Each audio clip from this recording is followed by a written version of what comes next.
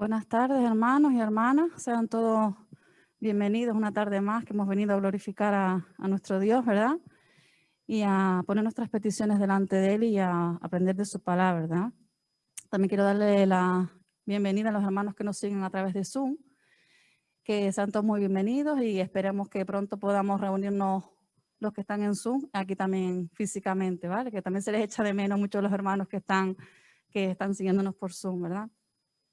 Antes que nada, de empezar poniendo este culto en las manos de nuestro Dios, me gustaría leer Filipenses 4, que me acompañaran a Filipenses 4 del 6 al 7.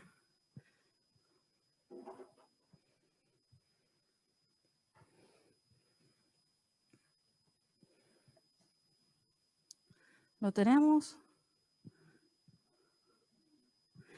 Voy a leer la Nueva Traducción Viviente, pero me siguen con la lectura. Dice así la palabra de nuestro Dios: no se preocupen por nada, en cambio, oren por todo. Díganle a Dios lo que necesitan y denle gracias por todo lo que Él ha hecho. Así experimentarán la paz de Dios que supera todo lo que podemos entender. La paz de Dios cuidará su corazón y su mente mientras vivan en Cristo Jesús. Amén. Estamos viviendo unos tiempos donde por diferentes circunstancias llevamos mucho tiempo de vivir lo que es las preocupaciones, ¿verdad? Ahora tenemos esta situación de la pandemia. Independientemente de eso, en nuestras casas, pues tenemos también muchas preocupaciones, muchas angustias, ¿verdad? Y las causas de las angustias, pues, extreman, pues, nuestro cuerpo, nuestras áreas de nuestro cuerpo también se resienten. Nos impiden dormir, nos afectan en las relaciones, en nuestros apetitos, hacen que tengamos un mal desempeño también en el trabajo, ¿no? Tendemos a preocuparnos por lo que más nos importa. Cuando estamos sometidos a un gran estrés en el trabajo, en la casa, con los amigos o familiares, o el miedo en sí se apodera de nosotros, parece que no podemos superarlo, ¿no? Intentamos buscar esa forma de afrontar esos miedos y ese estrés a nuestra manera.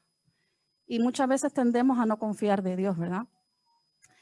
En Isaías nos dice nuestro Señor: no temas porque yo estoy contigo, no desmayes porque yo soy tu Dios, que te esfuerzo, siempre te ayudaré, siempre te sustentaré con la diestra de mi justicia. Amén. ¿Cuántos lo creemos? Y esa es una promesa que tenemos que aferrarnos, ¿no? Como hijos de Dios, a que independientemente de nuestras preocupaciones, de lo que tengamos, descansar en nuestro Dios, porque Él está con nosotros, ¿verdad?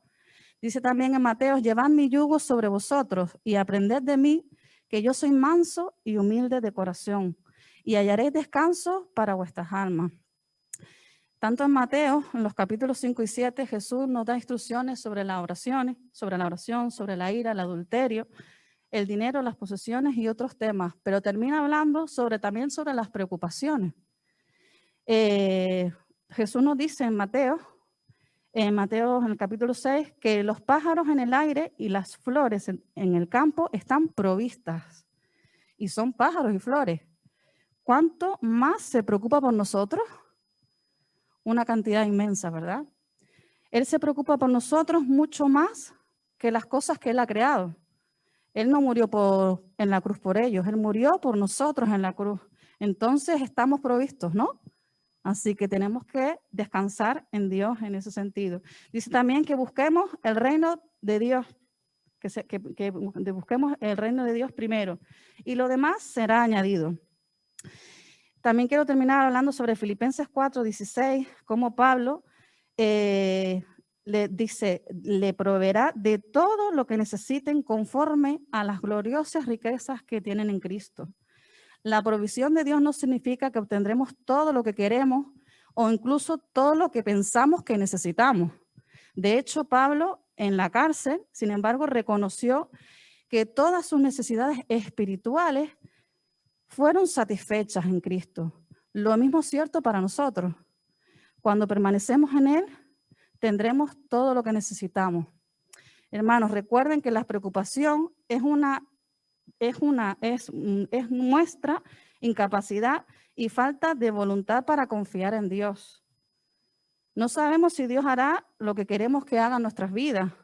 Entonces, muchas veces las dudas como ¿será que Él va a proteger a nuestros hijos? ¿Será que Él va a restaurar nuestros matrimonios? ¿Será que Él va a proveer nuestra familia? ¿Será que Él va a traer sanidad? Debemos elegir caminar con fe, confiar en Dios, al Dios que hemos llegado a conocer. Cuando recordamos lo que Él ha hecho en el pasado, podemos descansar en el presente, pero tenemos que tener la esperanza en el futuro, ¿verdad?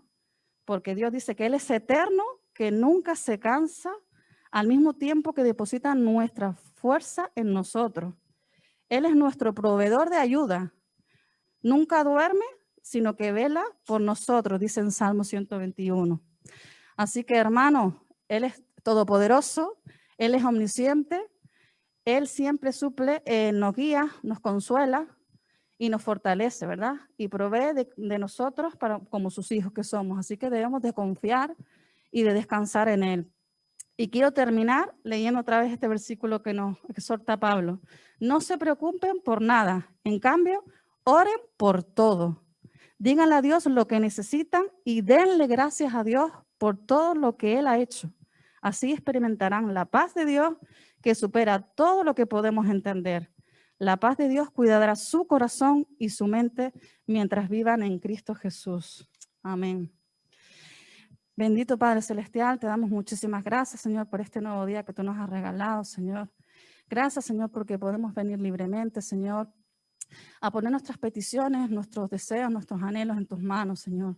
Sabiendo de antemano, Señor, que tú tienes un propósito para cada uno de nosotros, Señor. Tú eres bueno, Señor, tú tienes un plan divino, Señor, para cada una de nuestra vida, Señor. Y, oh Dios mío, queremos descansar en ti, Señor. Sabemos, Señor, que tú eres el Rey de Reyes y Señor de Señores en nuestras vidas, Señor, que te necesitamos, Señor, que tú nos has dado, Señor, la vida eterna, Señor, por medio de ese amor incondicional en la cruz por nosotros, Señor. Señor, glorifícate en esta mañana, Señor, glorifícate, Señor, en nuestras vidas, Señor. Ayúdanos, Señor, a cada día, Señor, pues confiar más en ti, Señor, que a pesar de que no sabemos lo que va a pasar mañana en nuestras vidas, Señor, tú siempre nos sostienes, Padre bendito. Tú siempre estás a nuestro lado, Señor, siempre nos estás guiando, Señor. Ayúdanos, Señor, a permanecer en ti, Señor. Y, oh Dios mío, pues que tú, oh Dios mío, pues nos hables a través de tu palabra en esta tarde, Señor, a través de nuestro hermano Jesús, Señor. Toca nuestras vidas, Señor, y sobre todo también que podamos ponerla en práctica en nuestras vidas, Señor. Te damos muchísimas gracias, Señor, y glorifícate, Señor, en este día, Señor. En el nombre de tu Hijo amado Jesús, amén. Dios es bueno todo el tiempo, ¿verdad? Así que sabemos que Él tiene un plan preparado para cada uno de nosotros. Así que, hermanos, vamos juntos a alabar a nuestro Dios. Vamos a ponernos de pie y darle a Él toda la gloria y a exaltarle, ¿verdad?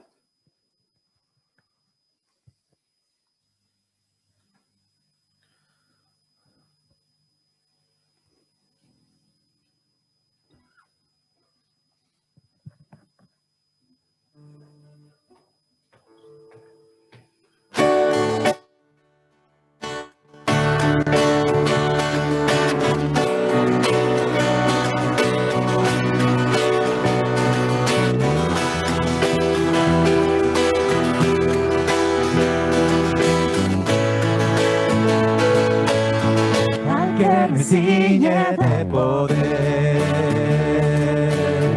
aquel que mi victoria es, solo a Él alabaré, solo a Él exaltaré, al que me ciñe de poder, aquel que mi victoria es.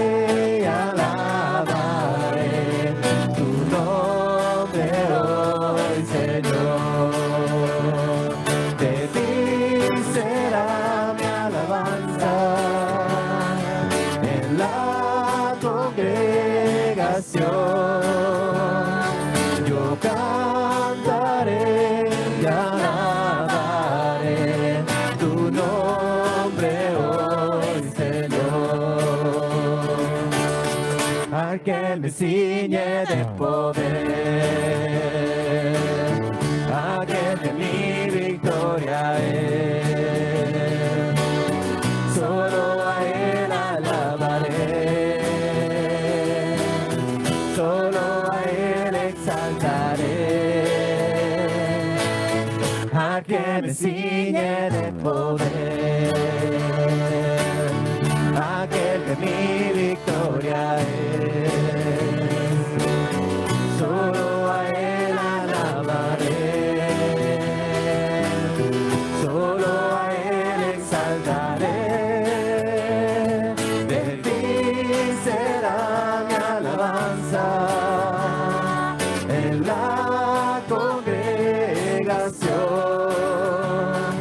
Yo cantaré y alabaré tu nombre hoy, Señor. De ti será mi alabanza en la congregación. Yo cantaré y alabaré tu nombre hoy, Señor. Tu nombre hoy, Señor. Tu nombre hoy, Señor.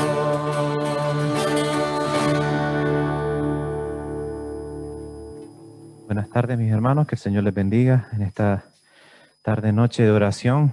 Vamos ahora a seguir gozándonos del Señor, a seguir bebiendo de ese manantial de agua viva que es su palabra. Y yo les voy a invitar a que vayan abriendo sus Biblias en el Evangelio de Mateo, capítulo 16.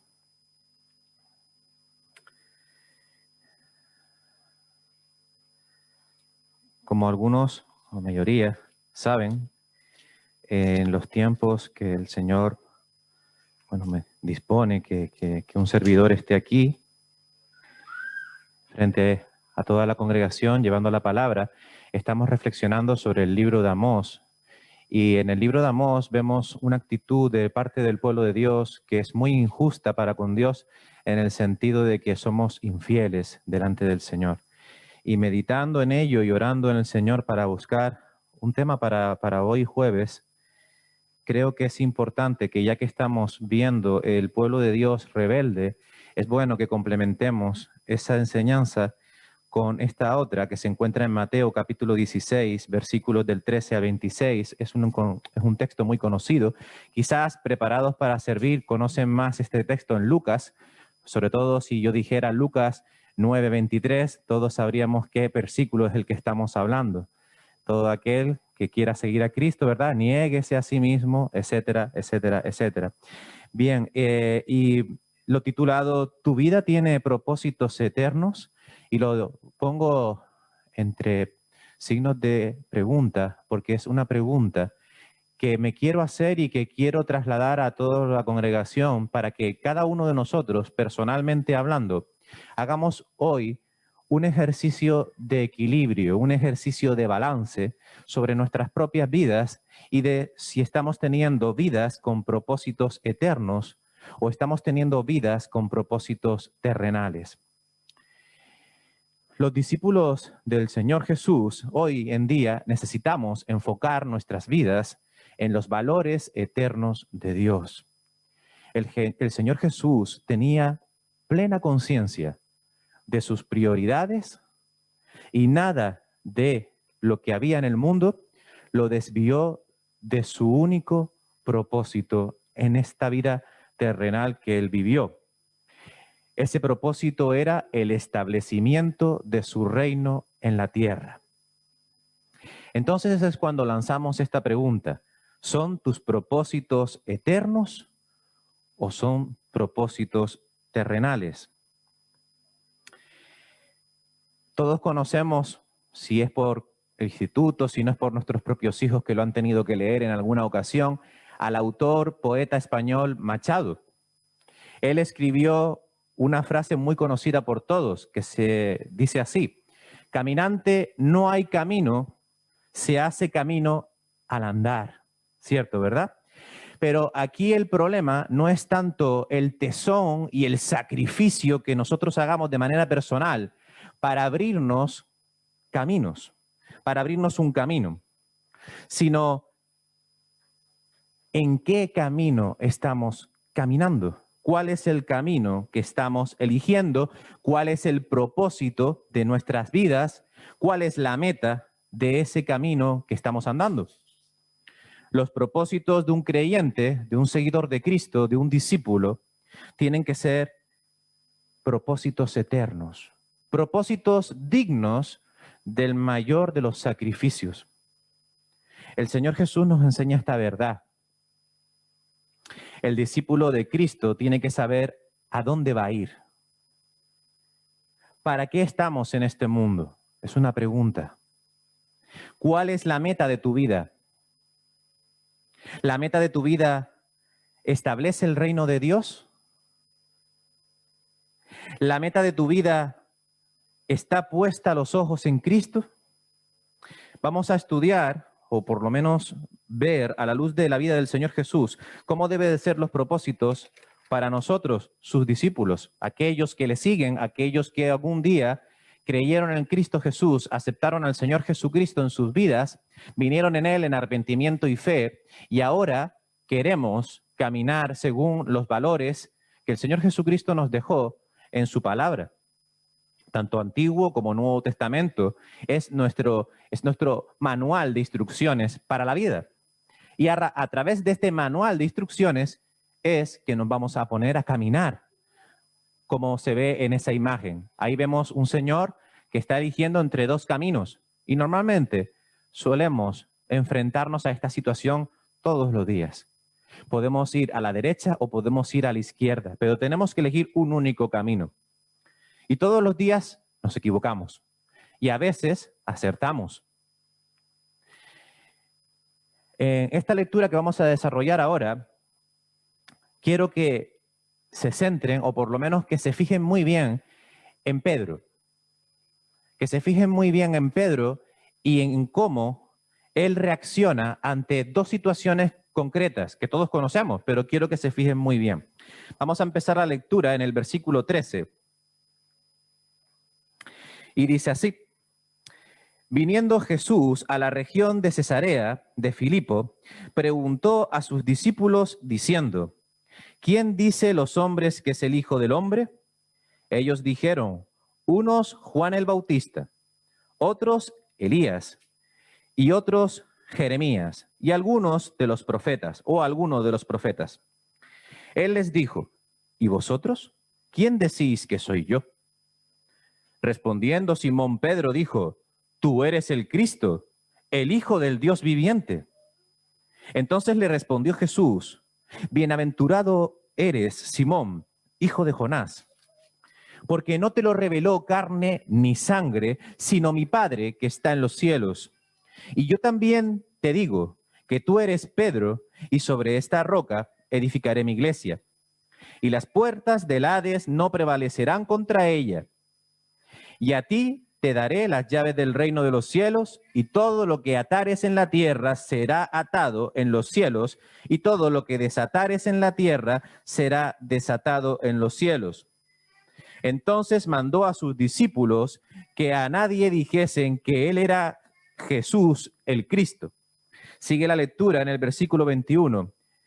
Desde entonces comenzó Jesús a declarar a sus discípulos que le era necesario ir a Jerusalén y padecer mucho de los ancianos, de los principales sacerdotes y de los escribas, y ser muerto y resucitar al tercer día. Entonces Pedro, tomándolo aparte, comenzó a reconvenirle, diciéndole: Señor, ten compasión de ti. En ninguna manera esto acontezca. Pero él, volviéndose, le dijo a Pedro: quítate de delante de mí, Satanás. Me eres tropiezo porque no pones la mira en las cosas de Dios, sino en la de los hombres. Entonces Jesús dijo a sus discípulos: si alguno quiere venir en pos de mí, niéguese a sí mismo, tome su cruz y sígame. Porque todo el que quiera salvar su vida la perderá, y todo el que pierda su vida por causa de mí la hallará. Porque ¿qué aprovechará al hombre si ganare todo el mundo y perdiere su alma? ¿O qué recompensa dará el hombre por su alma? porque el Hijo del Hombre vendrá en la gloria de su Padre con sus ángeles y entonces pagará a cada uno conforme a sus obras. Hasta aquí. Padre Celestial, te damos las gracias por tu palabra que hemos leído, Señor, y te queremos, Señor, honrar de la mejor manera que podemos, Señor, que es clamando a ti para que tú nos ayudes a entender y a comprender cuál es nuestro propósito eterno, Señor. Gracias por todo, Señor. Ayúdanos a indagar en medio de tu palabra. En el nombre de Cristo Jesús. Amén.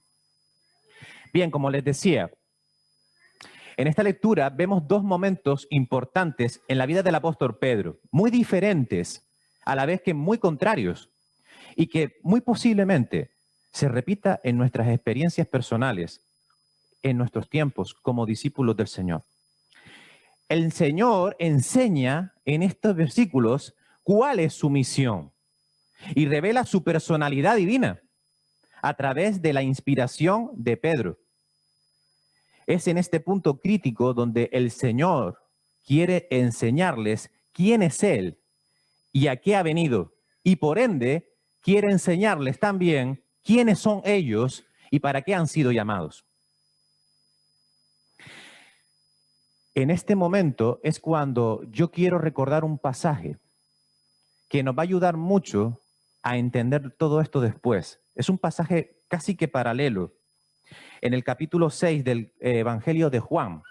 Aquí vemos donde la gran popularidad de Jesús es evidente, pero también de la misma manera hay una gran incomprensión hacia su persona y su obra. Jesús le habló muy claramente a las multitudes sobre esto. Le dijo en Juan capítulo 6, versículo 26, me buscáis no porque habéis visto las señales, sino porque comisteis el pan y os saciasteis. Esto fue lo que le dijo a las multitudes. Y el resultado fue un discipulado interesado y mezquino por parte de sus seguidores, por parte de esas personas que le seguían por su interés sobre lo que él podía llegar a hacer con su poder.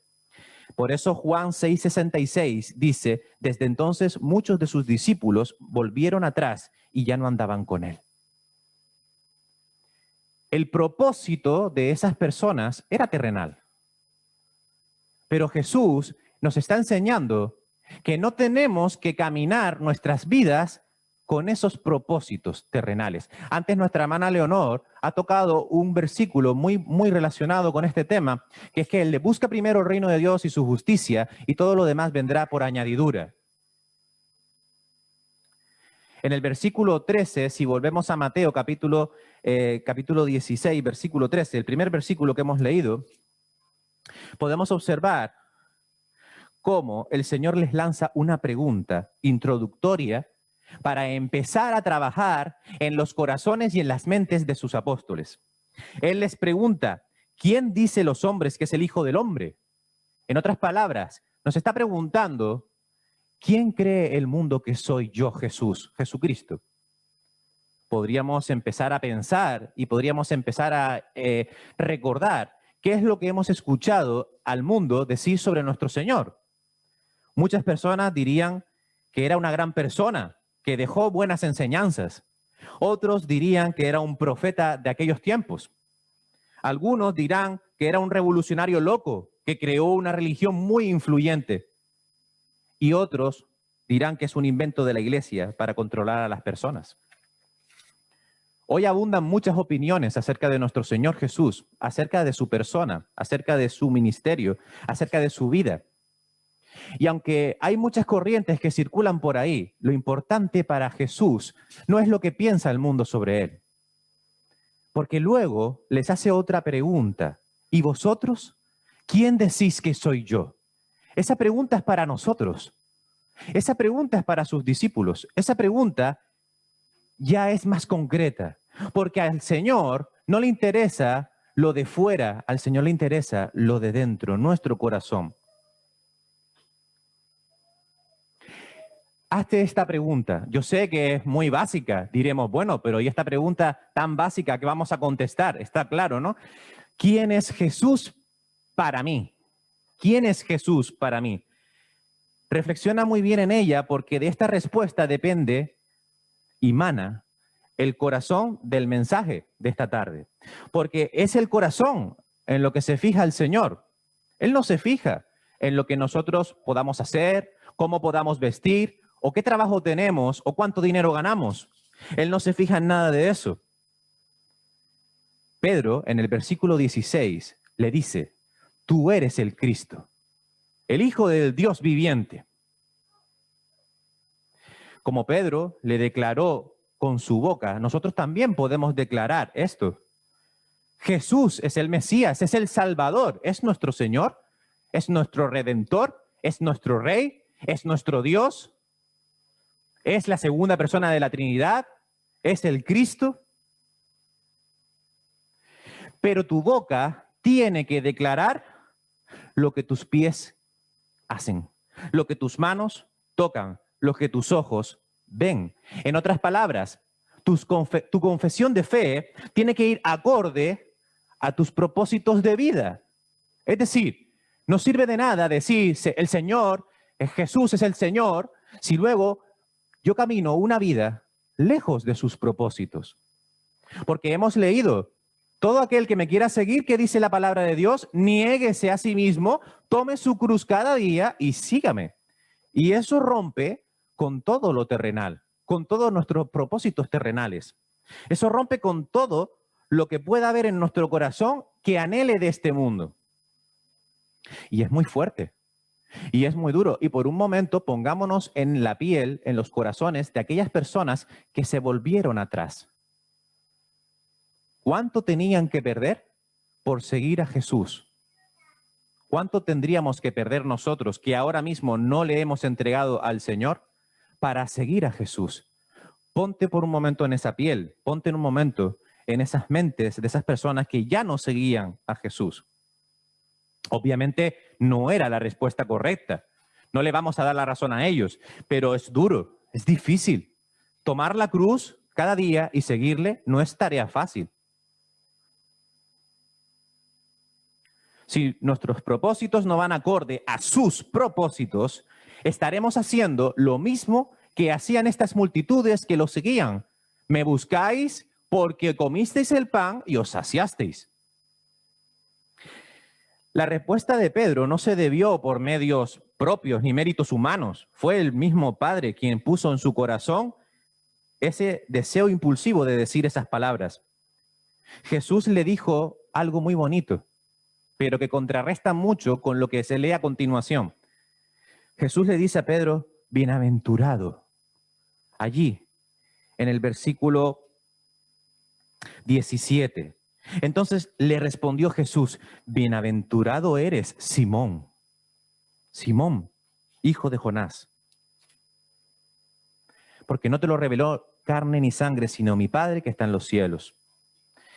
Y yo también te digo que tú eres Pedro. Fíjate, qué importante. Lo llamó Simón y ahora lo llama Pedro. Pedro significa roca. Es decir, alguien que está afianzado en la roca. Dichoso, feliz. Saber y confesar que Jesús es el Señor, que es el Mesías, trae gozo al ser humano. Cuando lo creemos de corazón y lo expresamos con todo nuestro ser, ya sea por la alabanza, ya sea por nuestro testimonio, ya sea por lo que sea, eso trae gozo a nuestros corazones. Y ese gozo solo puede salir porque algo primero ha entrado, que es el Espíritu Santo. Porque cuando tú declaras con tu boca lo que tu corazón cree, que el Señor es el Señor, que Jesús es el Salvador, es el Mesías, es el Creador, también es el juez que vendrá. Eso te llena de alegría y eso es una bendición y eso es porque el Espíritu Santo es quien ha hecho la obra en tu vida. Qué bendición para Pedro era que el Señor, el Maestro, le hubiese dicho, bienaventurado eres. Pero resulta difícil mantenerse en ese mismo lugar donde Pedro se encontraba ahora. ¿Se acuerdan cuando Pedro se levantó de la barca y fue a buscar a Jesús y se puso a caminar sobre el mar? Sabemos todos que Pedro se hundió, no aguantó. Esa situación, ese estado, es muy difícil en el que nos debemos de mantener, pero es muy difícil. Ese mismo Señor que lo estaba aprobando, es el mismo Señor que ahora le va a lanzar una fuerte reprensión, versículos más tarde. Había confesado al Señor Jesús como su Mesías, y tú y yo hemos confesado que el Señor Jesús es nuestro Salvador. Pero, ¿qué tipo de discípulos somos para el Señor? ¿Qué tipo de Mesías es al que tú le has dicho, eres mi Señor y eres mi Salvador? El Señor Jesús aquí, después de este versículo, empieza a explicar el sentido, el propósito de su vida, y eso, por ende, deja por dicho cómo tiene que ser la vida de sus discípulos. Dice el versículo 21, que le era necesario padecer, ser muerto y resucitar al tercer día. Y fíjate qué cosas, cómo somos nosotros, los seres humanos, que Pedro no se fijó o no cayó en la cuenta en que el Señor Jesús iba a resucitar, o no se quiso dar mucho de cuenta, o no le quiso dar mucha importancia. A Pedro lo único que le importó fue muerte. A Pedro lo único que le importó era que el Señor iba a morir. Y eso no lo quería Pedro. Esta parte es una etapa importante en el ministerio del Señor, porque aproximadamente le quedaban entre 8 y 9 meses para llegar a Jerusalén y que allí lo crucificasen. Jesús quería desarraigar todos esos falsos conceptos acerca del Mesías, esos falsos conceptos, esas cosas populares de las que se hablaba acerca del Mesías, para que sus discípulos comprendiesen y adoptaran el verdadero llamado de la vida, que no es otro que una entrega abnegada al Señor, a Dios. Notemos una cosa más. Cuando Jesús anunció su muerte y su resurrección, Pedro enseguida lo atrajo para poder convenirle.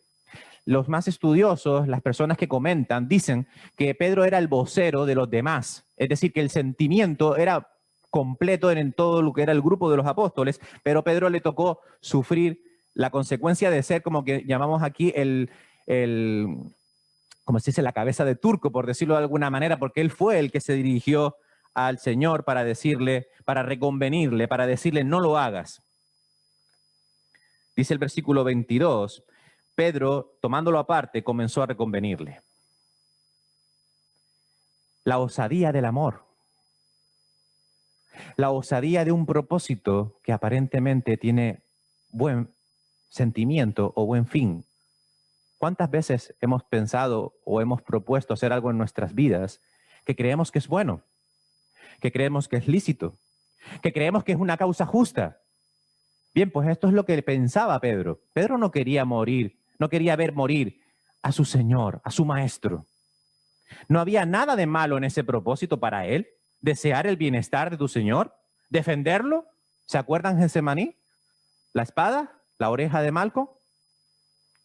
La osadía del amor. Hay muchos propósitos que pensamos que no están mal, pero ¿Dios respalda tus propósitos? El propósito de Pedro no fue apoyado por Jesús. Todo lo contrario, le dijo, quítate de delante de mí, Satanás. Satanás, el ser hostil a la voluntad de Dios, por naturaleza. Y su obra es eliminar el propósito de Dios para nuestras vidas. Que caminemos propósitos buenos. Por si no me ven, buenos, entre comillas. Anteriormente fue llamado bienaventurado y ahora le está diciendo, apártate de mí, Satanás. Yo creo, o es mi pensamiento, porque cuando lees esto y ves lo que Pedro está haciendo, me viene a la memoria Mateo 4 del 1 al 11, las tentaciones del Señor Jesús en el desierto y de cómo el Satanás estaba continuamente tentándolo para que no hiciese ese propósito por el cual él había venido. Jesús nos da la clave de por qué Pedro se estaba equivocando. Dice, no pones la mira en las cosas de Dios, sino en la de los hombres. La lógica de Dios difícilmente concuerda con la de con la de los hombres. Y escrito está, Isaías 55:8. Porque mis pensamientos no son vuestros pensamientos, ni vuestros caminos, mis caminos. Por lo tanto, ¿Creemos que nuestros propósitos son sus propósitos? ¿Hemos puesto esto en oración? ¿Hemos buscado al Señor? ¿Hemos equilibrado la balanza? ¿Hemos usado su palabra para entender si es su camino, su propósito, su voluntad? ¿O simplemente vemos que es bueno? ¿Es bueno para mi vida? ¿Es bueno para la vida de mi familia? ¿Es bueno para la vida de mis hijos? ¿Es bueno para la vida de mi esposa? ¿Es bueno para la vida de mis padres? Pero, ¿está respaldado por el Señor? El versículo 24 es el desafío, no solo para Pedro, sino para nosotros también. El discípulo debe negarse a sí mismo. Y parece muy fácil decirlo, pero se refiere a dejar de seguir nuestro propio criterio humano. Aceptar decididamente la cruz, el sacrificio abnegado y seguir el propósito, sí, pero el de Cristo, de una manera fiel y diariamente. El versículo 25 es una paradoja que difícilmente podrían aceptar personas que no son creyentes ni discípulos del Señor. Vivimos en un mundo donde pérdida y ganancia son fundamentos que están muy consonantes con nuestro mundo de hoy. Pérdidas y ganancias, ganar y perder, crecer y menguar, ser rico o ser pobre, tener un coche o tener una bicicleta.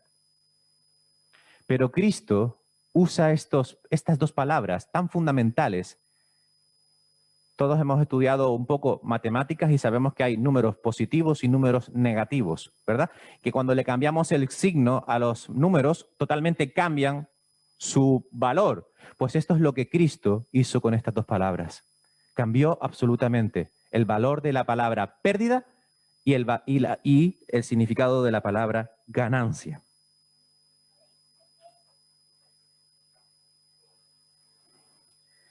El poner las cosas en la mira terrenal es pérdida. Es pérdida. Poner la mira en nuestra vida terrenal es pérdida. Y el considerar la lógica de Dios, es decir, su palabra, el considerar los mandamientos del Señor y todo lo que Él nos dice que tenemos que hacer, es ganancia. Pero no es para nosotros. O sea, ganancias físicas, no. Espiritual sí, pero no terrenal. Por lo tanto, este versículo nos hace entrar en una paradoja que muy difícilmente la gente del mundo puede entender. Y a veces nosotros tampoco. A veces nosotros tampoco. Finalmente, el versículo 26 nos desvela una verdad vital para el discípulo. Pese a las apariencias, la suprema ganancia está en un discipulado abnegado. Los valores supremos contrastan con las ambiciones del ser humano. Todo lo que puedas desear, todo lo que puedas querer, todo lo que puedas anhelar, todo lo que puedas acumular, no te va a servir. Es pérdida. Es pérdida. Al final, es pérdida. Pero todo aquello que el Señor te pone delante y que es para la gloria y la honra de su reino, porque Él se glorifica en nosotros a través de nuestro testimonio, a través de lo que hacemos, a través de lo que decimos, a través de a quien le hablamos de Cristo, a través de cómo nos comportamos. Eso te va a dar la suprema ganancia. Balancea tu vida, balanceemos nuestra vida y revisemos nuestros propósitos, nuestras metas y corrijámosla, porque seguro que todos nosotros necesitamos corregir cosas que no están en los propósitos del Señor. Oramos. Padre Celestial, Señor Jesús, te damos las gracias, bendito Dios, porque aunque tu palabra muchas veces es dura para nuestros corazones, para nuestras mentes, sabemos que tu palabra y sabemos que tenemos que cumplirla, tenemos que aceptarla y tenemos que dejarnos llevar por ella, Padre Celestial. No es fácil negarnos, Señor, no es fácil, lo sabemos, no es fácil, es muy difícil, pero también sabemos que no estamos solos. Sabemos que tu Espíritu Santo vive en nosotros. Sabemos que tenemos la iglesia. Sabemos que tenemos a nuestros hermanos y hermanas. Sabemos que tenemos a nuestro pastor, a nuestro anciano. Pero sobre todo, Señor, sabemos que te tenemos a ti. Padre Celestial, no queremos ser como esa multitud que te buscaba, Señor, por llenarse la barriga, Padre, por decirlo de alguna manera. Para conseguir logros, para conseguir méritos, para conseguir premios terrenales. Queremos seguirte porque simplemente te amamos y queremos hacer tu voluntad. Sé tú guiándonos, Señor, en todas nuestras metas, propósitos, en todos nuestros proyectos, Señor, que tengamos en la cabeza, Señor, y ayúdanos a, antes que nada, buscar tu voluntad. Padre Celestial, me acuerdo mucho, Padre, de esas palabras. Creo que eran de Josué, Señor, que decía, si tú no vienes con nosotros, no nos dejes cruzar este Jordán. Padre, yo en esta tarde te quiero decir, no dejes que hagas nada si no está dentro de tus propósitos, Padre Celestial. Esa es mi oración para mí y también quiero que sea para mis hermanos en esta tarde, Señor. Que ante todos estos motivos de oración que ahora vamos a compartir y que podamos, Señor, orar por cada uno de ellos, Señor, tus propósitos estén siempre por delante, Padre Celestial. Hágase tu voluntad, nunca la nuestra, Señor. Porque está claro, Señor, y la historia nos avala que nuestra voluntad no nos lleva por buen camino. Padre Celestial, hágase tu voluntad y que tú seas moldeándonos cada día más, como el alfarero moldea al barro y quita las piedras y quita lo que estorba, y eso duele al barro, Señor, nos duele, pero sabemos que luego eso trae frutos de gozo para ti, Señor. Padre Celestial, queremos ser vasijas en tus manos.